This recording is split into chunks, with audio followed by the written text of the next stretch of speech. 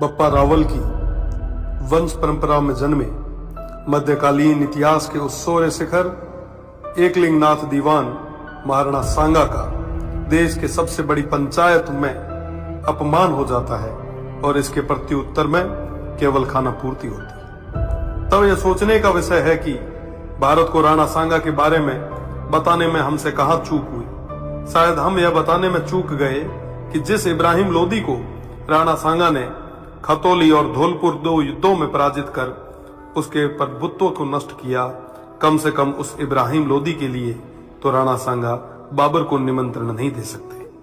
1519 में गागरोन के युद्ध में मालवा के सुल्तान महमूद खिलजी को 3 माह बंदी बनाने वाले, ईडर के युद्ध में गुजरात के मोहम्मद शाह की सेना को पराजित करने वाले, दिल्ली, मालवा और गुजरात की संयुक्त सल्तनतों को हराने वाले तत्कालीन भारत के शक्तिशाली शासक राणा सांगा को कहां जरूरत है किसी विदेशी को आमंत्रित करके सहायता लेने की। दौलत खान लोदी जैसों के निमंत्रण पर आए बाबर के विरुद्ध मेवाड़ के आसपास के शासकों ने राणा सांगा के झंडे के नीचे बाबर जैसे आक्रांताओं से लोहा लिया।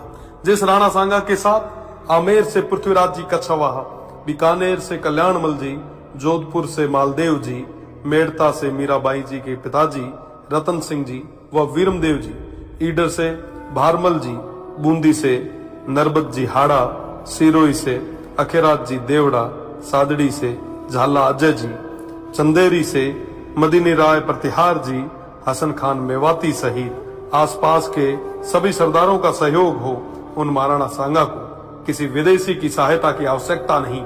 इस संयुक्त मोर्चे के बल पर राणा सांगा तत्कालीन भारत के सबसे शक्तिशाली शासक बने।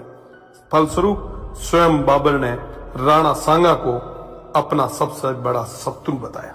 राणा सांगा ने इस संयुक्त मोर्चे के बल पर बाबर को बयाना के युद्ध में पराजित किया और बाबर की सेना को भागना पड़ा। इसी भागती सेना के मुगल जनरल मंसूर बरसाल लिखते हैं कि राजपूत मृत्यु के देवता हैं और वो हमारी तरह युद्ध से मैदान से भागते नहीं हैं। खानवा के युद्ध में बाबर के हरावल दस्ते को बुरी तरह नष्ट किया गया। इस युद्ध में क्षत्रिय तलवारों का पहली बार तोपों से सामना हुआ। उन तोपों को नष्ट करने के लिए वीरों ने अपने सिर तोपों में देके उन्हें नष्ट किया। आज भी यह खानवा गांव महाराणा सांगा के नेतृत्व में इन देशभक्त सूरवीरों के राष्ट्र व धर्म की रक्षा विदेशी आक्रांताओं बाबर और उनकी सेना से युद्ध करते हुए प्राणोत्सर्ग करने का साक्षी है। राणा सांगा न केवल